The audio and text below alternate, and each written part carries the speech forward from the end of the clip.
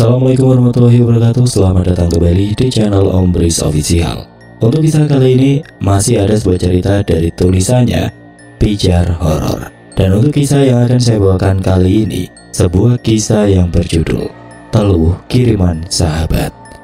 Sebelum kita lanjut ke ceritanya, tekan dulu tombol like video ini dan jangan lupa tekan juga tombol subscribe channel ini. Nyalakan juga lonceng notifikasinya agar tidak ketinggalan cerita-cerita lainnya.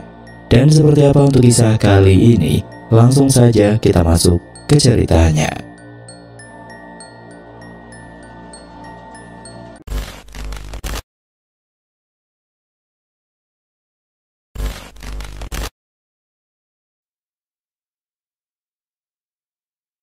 Mas Eno, tolong aku mas.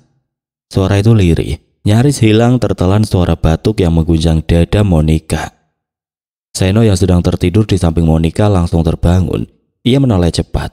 Lampu kamar masih temaram. Tubuh istrinya menunduk, bahunya bergetar hebat. Dek, kamu kenapa? Kamu batuk lagi? Seno bangkit dan menyalakan lampu. Monica tidak menjawab. Ia menutup mulut dengan telapak tangan, lalu berlari tertatih menuju kamar mandi. Seno mengikuti dengan langkah cepat. Begitu pintu terbuka, suara batuknya makin keras, diikuti cipratan merah yang menodai lantai keramik putih. Dek, Seno berlari menghampiri, memegangi bahunya. Nafas Monica tersengal, darah segar menetes dari bibirnya, bercampur lendir dan air mata yang mengalir di pipi. Aku gak bisa nafas, mas. Suaranya parau, tubuhnya menggigil hebat. Seno tidak sempat berpikir panjang, ia langsung menggendong Monica keluar dari rumah dan berlari menuju mobil yang terparkir di garasi. Tangannya gemetar saat menyalakan mesin, tapi ia terus memacu mobil di jalanan malam yang sepi. Udara dingin menampar wajah Seno, tapi keringat dingin terus mengucur di pelipis. Seno sempat melirik ke kursi samping. Monica bersandar lemah, wajahnya pucat pasi. Bertahan ya dek, sebentar lagi kita sampai di rumah sakit.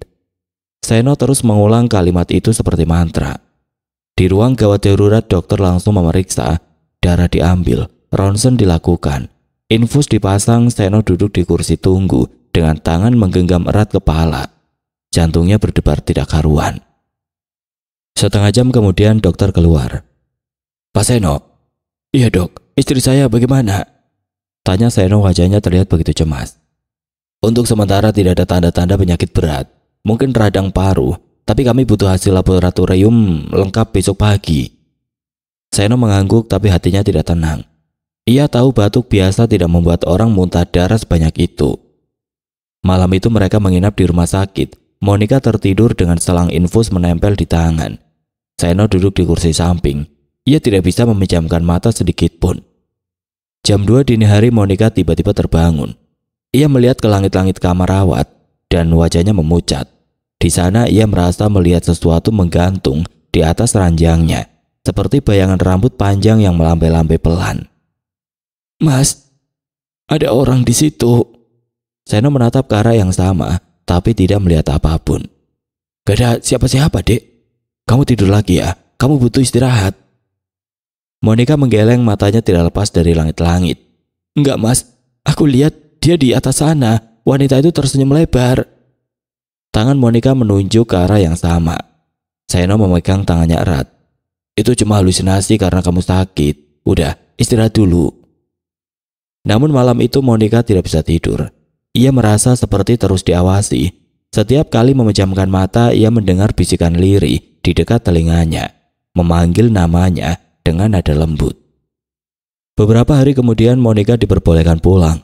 Dokter hanya memberi antibiotik dan vitamin. Tapi kondisi Monica tidak kunjung membaik.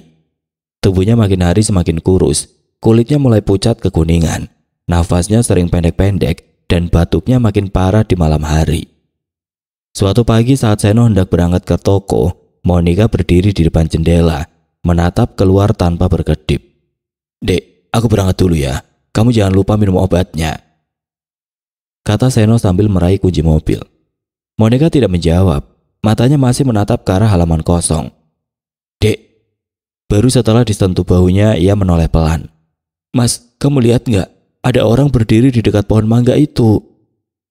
Seno menatap keluar, tidak ada siapa-siapa. Mana, nggak ada siapa-siapa di sana. Monica menelan ludah.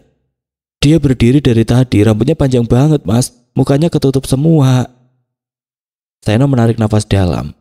Kamu jangan mikir aneh-aneh, mungkin cuma bayangan pohon atau apa gitu. Enggak mas, aku yakin itu orang, bukan bayangan atau halusinasi. Ucap Monica pelan. Seno mencoba menenangkan. Sudah, jangan dipikirin. Kalau kamu terus takut, nanti tambah stres. Aku suruh ibu kesini nemenin kamu ya. Monica mengangguk lemah, tapi matanya tetap menatap ke arah luar. Pohon mangga di halaman belakang bergoyang pelan diterpa angin. Hari-hari berikutnya keadaan Monica semakin memburuk. Monica sering terbangun di tengah malam karena mendengar suara langkah pelan di dalam rumah. Kadang terdengar dari arah dapur, kadang dari ruang tamu. Saat ia mencoba membangunkan Seno, suara itu tiba-tiba lenyap. Suatu malam suara itu terdengar jelas, langkah kaki diseret pelan, seperti orang berjalan tanpa alas. Dari dapur terdengar suara piring beradu, lalu berhenti. Monica memberanikan diri turun dari tempat tidur. Cahaya lampu tidur menyala redup di beberapa titik rumah. Siapa di sana? Suaranya bergetar. Tidak ada jawaban. Ia melangkah perlahan, jantungnya berdebar cepat. Saat tiba di ambang pintu dapur, ia mendengar suara nafas berat, dalam, seperti keluar dari tenggorokan yang paling dalam. Monica menoleh cepat. Tidak ada siapa-siapa. Aroma bunga melati bercampur anyir darah tiba-tiba memenuhi ruangan. Ia berlari kembali ke kamar, membangunkan Seno dengan tubuh gemetar. Mas, kayaknya ada orang di dapur. Tadi aku dengar ada suara nafas jelas. Seno menatap jam pukul 2.43 pagi. Ia mengusap wajah lalu bangkit. Ya udah, aku periksa dulu. Kamu di sini saja. Monica mengangguk pelan. Tangannya meremas ujung selimut dengan kuat. Namun begitu Seno menyalakan lampu dapur, semuanya tampak normal. Tidak ada piring jatuh, tidak ada siapapun. Ia hanya menemukan lantai yang basah di bawah wastafel, seperti ada yang baru saja mencuci tangan, tapi tidak mengeringkannya. Kosong, Dek. Kayaknya kamu cuma mimpi. Monica menggeleng cepat. Aku nggak mimpi, Mas. Aku dengar jelas. Suara nafasnya berat tapi dingin. Seno menarik nafas panjang dan memeluk istrinya. Kamu cuma terlalu tegang. Besok kita ke dokter lagi ya. Beberapa minggu berlalu, keadaan Monica makin terpuruk. Ia jarang makan, jarang bicara, matanya tampak cekung. Suatu sore Seno pulang lebih awal dari toko sembako yang ia kelola. Rumah sepi terlihat begitu sepi. Ia memanggil sang istri beberapa kali, tapi tidak ada jawaban. Dek, kamu di mana? Suara air dari kamar mandi terdengar samar. Seno berjalan mendekat. Ia mengetuk pintu kayu pelan. Dek, kamu mandi ya? Tidak ada jawaban. Ia menunggu beberapa detik lalu membuka pintu perlahan. Air mengalir dari keran. Monica duduk di lantai dengan baju tidur basah kuyup. Di depannya ada gumpalan rambut hitam di lantai, bercampur air berwarna merah gelap. Ya Allah, Dek. Seno berlutut, memeluk tubuh istrinya yang gemetar. Monica menatap suaminya dengan mata sayu. Aku nggak tahu kenapa, Mas. Rambut ini keluar dari tenggorokan aku. Seno memeluk erat. Kita harus cari pertolongan lain. Suaranya bergetar. Monica menatap lantai, air mata bercampur air mandi. Mas, aku takut. Setiap malam aku dengar suara nafas dan ada suara yang memanggil namaku. Seno terdiam. Mungkin kamu cuma halu karena obat. Enggak, Mas. Aku yakin. Aku dengar suara itu. Malam itu Seno menyalakan semua lampu rumah. Ia tidak ingin ada kegelapan sedikit pun. Tapi bahkan dalam terang ketakutan Monica tidak juga hilang. Monica menutup telinga dengan bantal setiap kali bisikan itu datang. Kadang dari arah dapur, kadang dari jendela kamar. Sampai suatu malam ketika hujan turun deras, Seno terbangun karena suara batu keras dari kamar mandi. Ia berlari, membuka pintu, dan melihat Monica berlutut di depan wastafel. Darah mengalir dari mulutnya lagi. Dek, kamu kenapa? Monica menatap Seno dengan mata merah. Mas, aku capek. Aku nggak mau diganggu lagi. Seno menahan tangis. Besok kita cari jalan keluar ya. Aku janji. Keesokan paginya Seno menemukan istrinya duduk di ruang tengah dengan pandangan kosong. Di tangannya ada segenggam rambut panjang yang basah dan serpihan kaca. Rambut dan kaca ini keluar dari dalam mulutku, Mas. Ucapnya pelan. Tiap malam, Dada terasa semakin sesak. Seno menatap benda itu dengan ngeri. Kita harus cari orang pintar, Dek.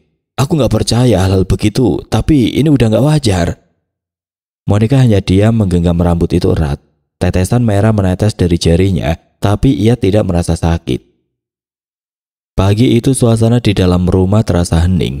Sinta, seorang wanita berusia 27 tahun, sekaligus sahabat baik Monica, duduk di sofa bersama Monica dan Seno. Matanya menatap Monica dengan iba. Mon, kamu kelihatan makin parah. Kalau udah kayak gini kita nggak bisa diam saja. Sinta menatap sahabatnya itu dengan wajah cemas.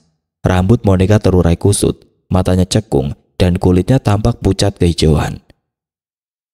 Obat dari dokter nggak mempan. Tiap malam aku batuk, keluar darah, kadang rambut, serpihan kaca. Seno yang duduk di sebelahnya hanya menunduk. Kedua tangannya saling meremas. Kami udah coba semuanya, Sinta, tapi nggak ada hasil. Dokter bilang paru-parunya bersih. Sinta menghela nafas, ia menatap Seno dalam-dalam. Mas Seno, kalau aku boleh kasih saran, mungkin ini bukan penyakit biasa. Seno menatap heran. Maksud kamu apa? Mungkin ini kiriman, Mas. Aku kenal seseorang di luar kota. Dia bisa bantu. Namanya Kiramto. Dukun tua di desa Sabrang.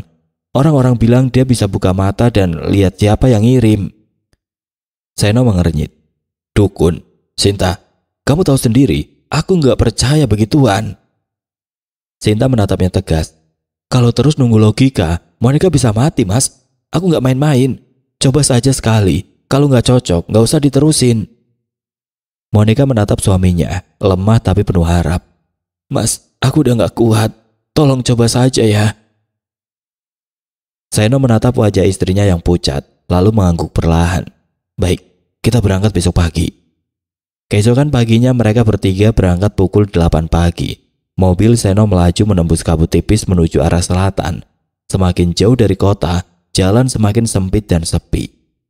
Sepanjang jalan pepohonan rimbun menaungi sisi kiri kanan. Udara lembab dan suara burung beberapa kali terdengar menembus hening. Sinta duduk di belakang bersama Monica, sesekali memegangi tangannya. Tenang ya Mon, nanti kalau udah sampai, Kiramto yang urus. Monica hanya diam menatap keluar jendela. Di antara pepohonan ia sempat melihat sesuatu. Bayangan hitam berdiri di antara batang pohon. Tubuhnya kurus, rambutnya menjuntai sampai tanah.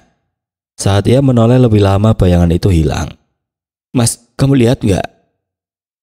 Apa? Tanya Seno dari kursi depan. Barusan ada orang di hutan itu. Seno melirik spion. Gak ada siapa-siapa, Dek. Mungkin cuma bayangan pohon. Tapi Sinta di belakang diam-diam menatap ke arah yang sama. Wajahnya berubah tegang sesaat.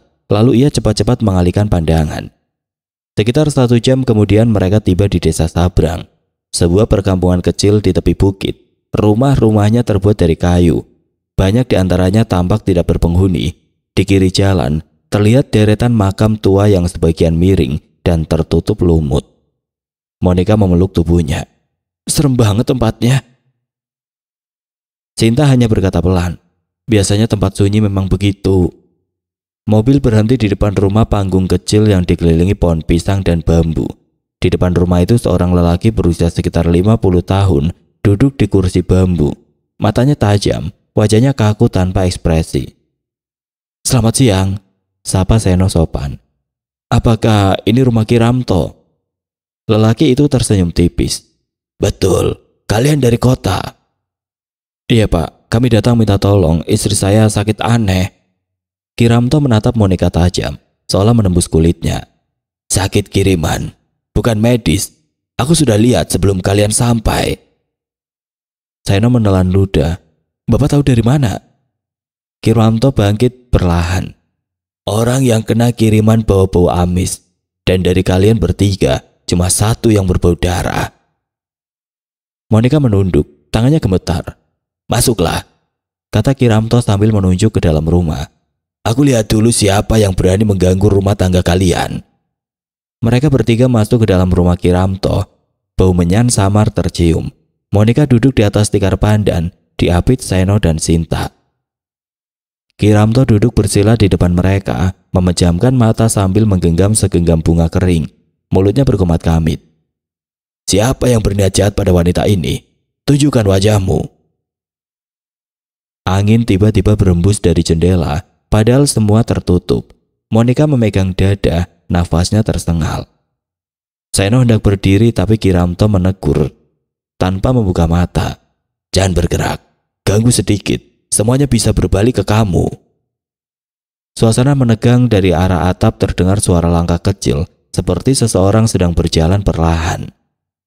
Monica mulai gemetar. Sinta meraih tangannya. Tenang, Mon. Tiba-tiba Kiramto membuka mata, matanya lurus ke arah Seno. Kamu pernah bikin orang lain jatuh kan? Di usaha kamu. Seno mengernyit. Bikin orang jatuh? Rezeki yang direbut menimbulkan iri. Kau menyalip seseorang, kini balasannya darah. Seno diam. Dalam hatinya ia teringat sesuatu. Rival bisnis bernama Jeffrey, pemilik agen sembako di kota sebelah. Dulu Seno memang mengambil kontrak besar yang awalnya dimiliki Jeffrey. Sejak itu hubungan mereka renggang. Pak, maksud Bapak? Yang mengirim ini orang yang dendam, bukan karena sakit hati pribadi, tapi karena iri sama rezeki. Monica menatap suaminya. Mas, kamu tahu siapa? Seno mengangguk, wajahnya pucat. Mungkin Jeffrey. Kiramto mengangguk pelan, lalu mengambil kendi kecil di sampingnya. Air doa ini akan menetralisir racun yang mengikat tubuh istrimu. Minum 3 teguk sebelum tidur, 7 malam berturut-turut. Jangan sampai ada yang lain tahu. Ia lalu mengeluarkan benda kecil dibungkus kain merah. Ini jimat pelindung, simpan di bawah bantalmu. Tapi ingat, kalau sampai basah atau hilang, kirimannya bisa balik. Monica menerima dengan tangan gemetar. Terima kasih, Pak. Kiramto berdiri. Sudah, pulanglah sebelum maghrib. Jangan menoleh ke belakang kalau keluar dari desa ini, dan jangan cerita pada siapapun, bahkan keluarga sendiri. Malam itu Monica meminum air doa itu sesuai anjuran. Rasanya hambar, tapi dinginnya menjalar sampai ke dada. Seno duduk di sisi tempat tidur. Gimana rasanya? Enteng, Mas. Dada nggak sesak lagi. Seno tersenyum lega. Untuk pertama kalinya setelah berminggu-minggu, Monica bisa makan malam dengan lahap. Wajahnya terlihat lebih segar, bahkan ia sempat tertawa kecil saat Seno bercanda. Hari-hari berikutnya kondisi Monica terus membaik. Ia mulai memasak lagi, menata rumah, bahkan menjemur pakaian di halaman. Seno merasa bersyukur. Mungkin benar, Dek. Mungkin memang kiriman seperti kata Kiramto. Namun kegembiraan itu tidak bertahan lama. Malam ketiga setelah ritual, Monica terbangun mendadak. Tubuhnya terasa panas, tenggorokannya gatal luar biasa. Seolah ada sesuatu yang ingin keluar. Ia berlari ke kamar mandi dan batuk keras. Dek, Seno berlari menyusul membuka pintu. Darah merah segar kembali menyembur dari mulut Monica, mengenai lantai dan dinding. Monica terjatuh, tubuhnya kejang-kejang. Ya Allah, Dek. Seno memeluknya erat. Mata Monica terbuka lebar, tapi pandangannya kosong menatap langit-langit. Tubuhnya menggigil, jari-jarinya mencengkeram keras lengan Seno sampai berdarah. Lalu tiba-tiba ia berhenti, nafasnya melambat, matanya tetap terbuka. Seno menjerit mengguncang tubuh istrinya. Dek, bangun, jangan tinggalin aku. Dari sudut ruangan samar terdengar suara tawa pelan, tipis, melengking, seperti berasal dari dalam perut seseorang. Seno menoleh cepat, tidak ada siapapun di sana, tapi aroma melati bercampur anyir darah kembali memenuhi udara, semakin kuat, membuat tengkuknya dingin. Pagi harinya Monica terbangun, wajahnya sangat pucat. Aku lihat sesuatu semalam, Mas. Seno menatapnya cemas. Apa? Wanita berdiri di kaki tempat tidur, rambutnya panjang banget, sebagian wajahnya hancur tidak berbentuk. Sinta datang sore itu membawa buah tangan. Ia tersenyum seolah tidak tahu apa-apa. Gimana, Mon? Udah mendingan? Monica mengangguk. Iya, berkat bantuan kamu. Sinta tertawa kecil. Syukurlah, aku sempat takut kamu gak kuat. Malamnya Monica terbaring dengan nafas tersengal. Seno duduk di tepi ranjang, memegangi tangannya. Mas, kalau aku gak selamat, jangan percaya siapapun ya. Seno menggenggam erat tangannya. Jangan ngomong gitu, kamu pasti sembuh. Tapi Monica hanya menatap langit-langit kosong dan air matanya jatuh perlahan. Di luar angin malam berdesir membawa aroma melati dan anyir darah yang semakin pekat. Pagi itu Bu Lastri, Ibu Seno, datang berkunjung setelah mendengar kondisi Monica dari sang putra. Sejak awal pernikahan mereka, Bu Lastri memang sangat menyayangi menantunya seperti anak sendiri. "Seno, ibu nggak tenang lihat istrimu begitu, nak." Suara Bu Lastri bergetar. Tangannya yang keriput menggenggam bau anaknya erat. Di matanya ada cemas yang tidak bisa disembunyikan. "Ibu rasa ini bukan sakit biasa. Ibu yakin ini kiriman orang." Seno menarik nafas panjang, wajahnya kusut. "Bu, dokter bilang cuma radang paru. Aku udah bawa ke 2 rumah sakit. Semua bilang sama." "Kalau cuma radang paru, kenapa setiap malam dia teriak-teriak?" Bu Lastri menatap tajam. "Kamu juga bilang ada rambut dan serpian kaca keluar dari mulut kan?" Seno menunduk. "Iya Bu, beberapa hari yang lalu aku dan Monica diajak Sinta ke rumah seorang dukun tua. Dia bilang Monica dikirim santet oleh lawan bisnisku." "Dukun?" Bu Lastri menggeleng pelan. "Kenapa ke dukun? Kalian ini kayak nggak punya agama saja. Kamu tahu kan, musyrik hukumnya kalau kita pergi ke rumah dukun." Seno ingin membantah tapi lidahnya keluh. Sejak ritual Kiramto, Monica sempat membaik, bahkan tertawa lagi untuk pertama kalinya dalam berminggu-minggu. Tapi 3 malam kemudian, segalanya kembali kacau, batuk darah, pingsan dengan mata terbuka. Sejak itu rumah mereka seolah diselimuti hawa dingin. Bau anyir seperti darah kadang tercium tanpa sebab dan setiap malam. Siang itu Bu Lastri memaksa Seno untuk menuruti sarannya. "Sekarang cepat temui Ustadz Ibrahim. Beliau dulu sahabat ayahmu. Kalau ini memang gangguan, cuma dia yang bisa bantu." Seno akhirnya setuju. Sore itu ia pergi ke pesantren kecil di pinggiran kota. Di sana seorang pria parubaya dengan janggut tipis dan wajah teduh menyambutnya. "Kau anak Pak Hadiah?" Ustadz Ibrahim tersenyum samar. "Wajahmu mirip sekali dengan beliau. Dulu ayahmu sering datang kemari untuk berkunjung dan mengaji di sini." "Benar Ustadz, saya Seno, anak Pak Hadi, sahabat Ustadz." Seno mengangguk sopan. "Saya datang ke sini karena istri saya Ustadz. Sudah berbulan-bulan sakit tapi dokter nggak bisa jelaskan. Kadang dia teriak tengah malam, batuk darah dan dia bilang ada yang manggil namanya dari dapur." Mata Ustadz Ibrahim meredup. "Berapa lama ini terjadi?" "Sekitar 2 bulan. Setelah usaha sembako saya berkembang dan ada orang yang iri katanya." Ustadz Ibrahim mengusap janggutnya pelan. "Baiklah, kalau kau tidak keberatan, malam ini juga aku datang ke rumahmu. Kita baca doa di sana." Langit gelap pekat saat mereka tiba di rumah. Angin bertiup kencang menggetarkan daun pintu. Di dalam Monica terbaring lemah di kamar. Nafasnya berat, wajahnya pucat seperti kertas. Bu Lastri duduk di sampingnya sambil menggenggam tasbih. Begitu Ustadz Ibrahim masuk, hawa di ruangan itu berubah. Udara mendadak terasa dingin menusuk tulang. "Assalamualaikum." Suaranya tenang tapi bergema aneh di dinding. Monica membuka mata perlahan. "Mas, siapa itu?" "Ustadz Ibrahim sayang, dia mau bantu kamu sembuh." Monica menatapnya kosong. "Nggak usah panggil orang lain, nanti dia marah." "Siapa yang marah nak?" tanya Bu Lastri dengan nada cemas. Monica tidak menjawab. Ia memejamkan mata, wajahnya tegang. Ustadz Ibrahim mendekat dan tangannya terulur di dahi Monica, tapi tanpa sentuhan. "Bismillah." Ia mulai membaca ayat kursi dengan suara rendah tapi bergetar kuat. Di saat yang sama lampu di ruang tamu berkedap-kedip. Angin berdesir dari arah jendela, padahal semua tertutup rapat. "Bu, lampunya kenapa?" tanya Seno gugup. "Diam dulu, jangan banyak bicara," kata Ustadz Ibrahim tanpa berhenti melantunkan doa. Semakin lama suara lantunannya semakin keras dan semakin jelas pula suara lain yang menyaut dari kamar, suara tangisan perempuan. Tangisan itu terdengar samar di awal seperti dari jauh, tapi makin lama makin dekat, seolah datang dari balik lemari. Monica menggeliat, tangannya mencengkram spray kuat-kuat. "Sakit Ustadz, panas, tolong hentikan." "Bertahan nak. Yang sakit bukan tubuhmu, tapi yang menumpang di tubuhmu." Tiba-tiba Monica menjerit keras. Ceritanya begitu nyaring sampai kaca jendela bergetar.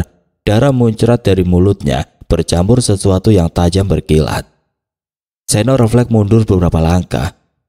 Astagfirullah, itu paku. Dari mulut Monica jatuh 3 paku berkarat dan segumpal rambut panjang basah serta beberapa serpihan kaca. Bau anyir menyengat ruangan. Bu Lastri menutup mulut hampir muntah. Ya Allah, anakku. Ustadz Ibrahim tetap tenang. Ia menunduk, mengambil selai rambut itu dengan ujung kain sorbannya. Santet berat, kiriman untuk membunuh. Seno menatap Ustadz itu, wajahnya tidak percaya. Membunuh? Siapa yang tega lakukan ini, Ustadz? Ustadz Ibrahim memejamkan mata sejenak. Saya belum bisa sebutkan. Yang jelas, Monica tiba-tiba tertawa. Suara tawanya bukan lagi miliknya, serak, dalam dan bernada mengejek. Kalian gak akan bisa usir aku. Dia milikku. Seno terpaku, suara itu bukan suara istrinya. Ustadz Ibrahim menatap tajam ke arah Monica, lalu mengangkat tangannya tinggi. Dengan izin Allah, semua tipu daya akan terbakar. Ustadz Ibrahim meniup pelan ke arah wajah Monica sambil membaca ayat-ayat ruqyah. Dalam sekejap Monica menjerit lagi. Kali ini lebih keras. Tubuhnya menegang, lalu mengendur lemas. Setelah beberapa menit suasana kembali hening. Hanya nafas tersengal yang terdengar. Ustadz Ibrahim duduk bersila, keringat mengucur di pelipisnya. Untuk sementara jin yang dikirim sudah lepas, tapi sumbernya masih hidup. Selama si pengirim belum berhenti, gangguan ini bisa datang lagi. Seno mendekat menggenggam tangan istrinya yang dingin. Ustadz, tolong, saya mohon, sembuhkan dia. Saya sanggup bayar berapapun. Ustadz Ibrahim menatapnya dalam. Ini bukan soal uang, nak. Ini soal hati. Dendam manusia lebih kejam dari setan itu sendiri. Kau harus bersiap, karena nanti akan terungkap siapa sebenarnya yang ingin menghancurkan kalian. Ustadz Ibrahim menatap Bu Lastri dan menambahkan pelan. Tapi saya belum bisa buka namanya sekarang. Masih tertutup kabut. Terlalu berbahaya kalau disebut tanpa petunjuk pasti. Bu Lastri mengangguk pelan. Air mata mengalir di pipinya. Yang penting Monica bisa sembuh dulu, Ustadz. Insya Allah. Tapi saya minta setiap malam bacakan surat Yasin di dekatnya. Jangan biarkan rumah ini kosong dari doa. Malam itu setelah Ustadz Ibrahim pulang, rumah terasa lebih tenang. Bu Lastri yang khawatir dengan keadaan anak dan menantunya memutuskan untuk tinggal di rumah Seno sampai Monica sembuh. Malam itu untuk pertama kalinya Monica bisa tertidur pulas. Wajahnya tidak lagi pucat, tapi Seno tidak bisa tidur. Ia duduk di tepi ranjang memandangi istrinya yang kini tenang di bawah lampu temaram. Di luar angin berdesir lembut. Pagi datang dengan langit kelabu. Seno duduk di teras menggenggam gelas teh yang sudah dingin. Bu Lastri datang dari dapur sambil berkata pelan. Kamu gak tidur, nak? Seno menggeleng. Aku gak bisa tidur, Bu. Aku khawatir sama keadaan Monica. Bu Lastri memejamkan mata sebentar. Khawatir itu wajar karena kamu suaminya. Ibu juga khawatir dengan keadaan Monica. Namun sekarang kita fokus berdoa untuk kesembuhan Monica. Pagi itu suasana di luar rumah terasa begitu tenang. Suara deru mesin kendaraan terdengar samar dari luar. Di dalam rumah Bu Lastri, Monica dan Seno sudah duduk di meja makan. Pagi ini, 1 bulan sudah sejak pengobatan yang dilakukan Monica dengan bantuan Ustadz Ibrahim. Mas, lihat deh, aku udah bisa makan nasi lagi. Suara Monica terdengar ceria pagi itu. Tangannya memegang piring berisi nasi hangat dan ayam goreng kesukaannya. Wajahnya berseri-seri, matanya kembali hidup, jauh berbeda dari minggu-minggu penuh ketakutan sebelumnya. Seno tersenyum lebar, menatap istrinya dengan lega. Alhamdulillah, Dek. Akhirnya kamu benar-benar sembuh. Seno yang duduk di samping Monica menatap wajah istrinya yang kini tampak sehat. Tidak ada lagi batuk darah, tidak ada lagi teriakan di malam hari. Ibu senang banget lihat kamu kayak begini. Suara Bu Lastri terdengar sambil tertawa kecil. Besok bantuin ibu masak ya. Kita akan adakan pengajian kecil untuk kesembuhanmu. Monica tertawa. Suara tawanya ringan. Kalau gitu nanti aku bantu ibu di dapur. Aku juga udah bosan berbaring terus. Beberapa minggu kemudian Monica benar-benar pulih. Wajahnya segar, tubuhnya berisi. Rumah itu kembali ramai dengan tawa. Seno mengusulkan mengadakan makan kecil untuk bersyukur, mengundang keluarga dan teman dekat. Biar sekalian syukuran. Kita undang Sinta juga. Dia banyak bantu waktu kamu sakit. Iya, undang aja. Aku juga kangen dia. Sore itu rumah mereka penuh suara riang. Di ruang tengah aroma makan memenuhi udara. Bu Lastri sibuk di dapur, sementara Seno menata meja bersama Monica. Bel belum sempat berbunyi, tapi dari arah pagar sudah terdengar suara ceria. Assalamualaikum, rumah sehat? Itu suara Sinta. Ia datang mengenakan dress putih lembut, rambutnya terurai, wajahnya berseri-seri membawa sebuah kotak kue dan tas kecil berisi hadiah. Monica tersenyum lebar, menyambut pelukannya. Sinta, akhirnya kamu datang juga. Ya ampun, aku kangen banget. Aku dengar kamu udah sembuh, tapi tetap saja aku harus lihat langsung. Sinta menatap Monica dari ujung kaki ke kepala. Wah, udah kayak dulu lagi, cantik banget. Lihat nih, aku bawain kue kesukaan kamu, brownies coklat dan hadiah kecil. Buat pengingat biar kamu gak sakit lagi. Ia menyerahkan kotak kecil berbungkus pita merah. Monica menerimanya sambil tersenyum. Terima kasih banget, Sin. Kamu baik banget. Seno datang sambil membawa gelas minuman. Sinta, terima kasih udah sempat datang. Kita seneng banget bisa kumpul lagi kayak gini. Sinta menatap mereka berdua. Senyumnya dalam tapi anehnya terasa terlalu lebar. Aku juga senang, Mas. Kalian itu pasangan paling cocok yang pernah aku lihat. Seno tertawa kecil. Amin, semoga selamanya begitu. Semoga. Ulang Sinta pelan dan untuk sesaat. Pandangannya ke arah Monica terasa terlalu tajam. Malam itu makan bersama berjalan hangat. Gelas beradu, suara tawa terdengar, dan semua seakan kembali normal. Namun menjelang malam setelah tamu-tamu pulang, Monica duduk di ruang tamu sendirian. Di meja, bunga mawar putih yang tadi pagi masih segar kini sudah layu. Kelopaknya hitam di tepi, dan air di dalam vas berbau anyir. Monica mengernyit.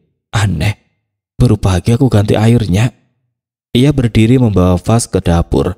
Saat menuang airnya ke wastafel, ada sesuatu yang ikut mengalir selai rambut panjang melilit di dasar vas. Jantungnya berdegup cepat.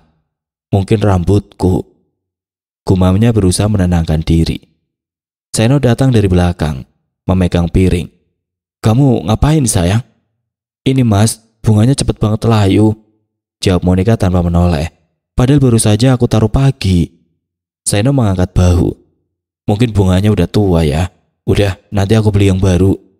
Monica tersenyum lemah. Iya, mungkin. Tapi malam itu saat ia hendak tidur, ada kegelisahan yang tidak bisa ia jelaskan. Entah kenapa di antara aroma sabun dan lembutnya spray bersih, Monica merasa seperti ada yang memperhatikannya dari sudut ruangan. Monica menarik selimut lebih rapat. Beberapa hari berlalu, Monica kembali menjalani hari seperti biasa.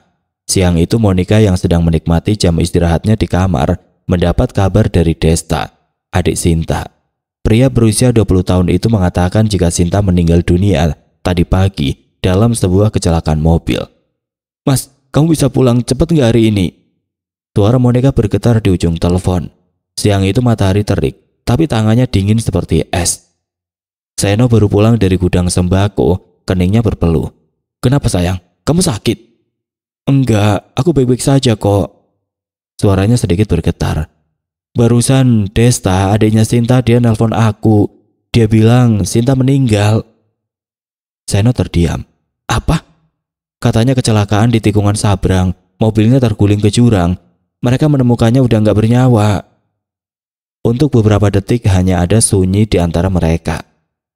Seno tidak tahu harus merasa apa, antara kaget, sedih, atau bingung.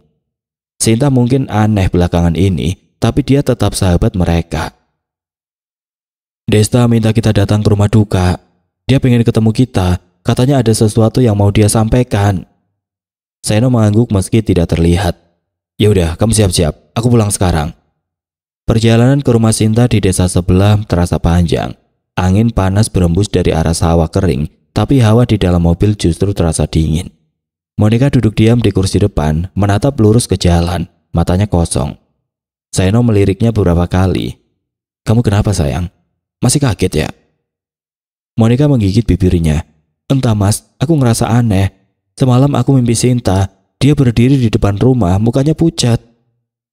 Seno menelan ludah, mencoba menenangkan diri. Itu cuma mimpi, Dek. Kadang orang yang mau meninggal muncul di mimpi untuk berpamitan. Monica tidak menjawab, tangannya menggenggam tas di pangkuannya begitu kuat hingga buku jarinya memutih.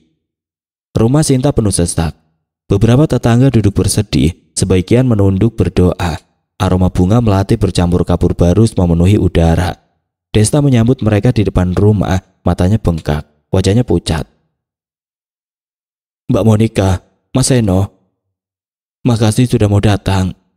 Desta menjabat tangan Monica dan Seno bergantian. Aku nggak nyangka Mbak Sinta pergi secepat ini. Monica ikut menahan tangis. Aku juga, Des. Kami benar-benar gak nyangka. Mas, Mbak, ini ada sesuatu yang harus aku kasih ke kalian. Ditemuin waktu evakuasi mobilnya Mbak Sinta. Anehnya, benda ini digenggam kuat banget di tangannya. Ia membuka kain kecil di tangannya. Di dalamnya ada kalung berliontin bundar berisi serpihan merah kecoklatan, seperti batu darah yang memantulkan cahaya samar. Monica mengernyit. Ini kalung aku, tapi kok bisa di dia? Tangannya gemetar saat menerima kalung itu. Aku gak pernah ngasih apapun ke Sinta. Polisi juga bingung, lanjut Desta. Waktu mereka temuin, tangannya Kak Sinta luka-luka, kayak habis megang sesuatu yang panas banget. Seno menatap kalung itu dengan wajah tegang. Kamu yakin itu punyamu, Dek? Iya, ini yang dulu aku simpan di kotak perhiasan, hadiah dari kamu waktu ulang tahun ke-5 pernikahan kita. Tapi aku udah lama gak nemuin kalung ini. Monica menatap kalung itu, lalu tiba-tiba tubuhnya kaku.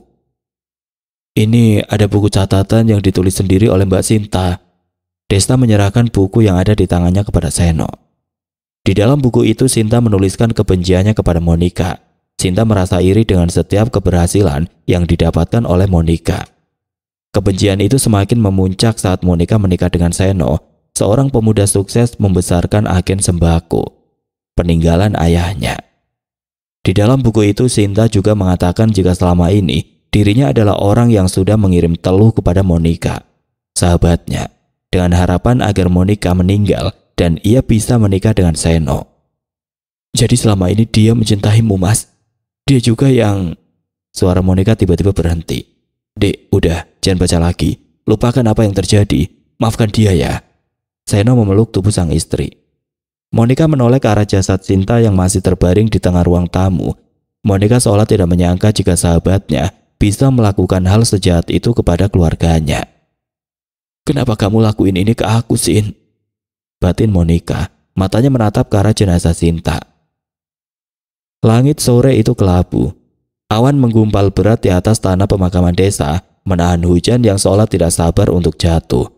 Angin bertiup lembab, membawa aroma tanah basah dan bunga kenanga yang ditabur di sepanjang jalur makam. Pelan-pelan, Nak, ujar Pak Lurah. Suaranya serak ketika 4 lelaki mengangkat jenazah Sinta ke liang lahat yang telah menunggu. Tangisan lirih terdengar di antara desiran angin. Desta berdiri di tepi lubang, tubuhnya gemetar, wajahnya merah padam karena menahan isak. Monica memegang bahunya dari belakang, mencoba menenangkannya, walau hatinya sendiri bergemuruh hebat. Seno berdiri di sisi lain, menunduk, kedua tangannya terkepal. Sinta dibungkus kain kafan putih, wajahnya telah tertutup sempurna. Tapi entah kenapa Monica merasa seolah tatapan Sinta masih menusuk dari balik kain itu, menembus udara, menatap dirinya diam-diam. Bismillahirrahmanirrahim. Suara Ustadz memimpin doa. Satu persatu tanah mulai diturunkan. Bunyi gedebuk tanah mengenai kayu yang menutup tubuh Sinta membuat udara di sekitar semakin berat. Seakan tiap gumpal tanah membawa beban rahasia yang tidak sempat terucap semasa hidup. Desta menunduk, air matanya menetes ke tanah. Mbak, maafin aku. Aku gak tahu semua bakal begini. Kalau saja aku tahu Mbak Sinta mengirimkan teluh ke Mbak Monica, mungkin aku bisa mencegahnya. Monica memegang pundak Desta. Sinta udah tenang sekarang. Yang penting kamu kuat ya. Malam itu Monica dan Seno duduk di teras rumah. Udara malam terasa begitu dingin. Aroma tanah basah dan daun busuk tercium karena sisa hujan tadi sore.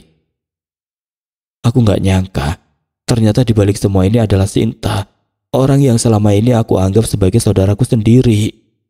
Monica menatap kosong ke arah halaman rumah yang semakin gelap. Udah, jangan diingat lagi. Sinta udah tenang.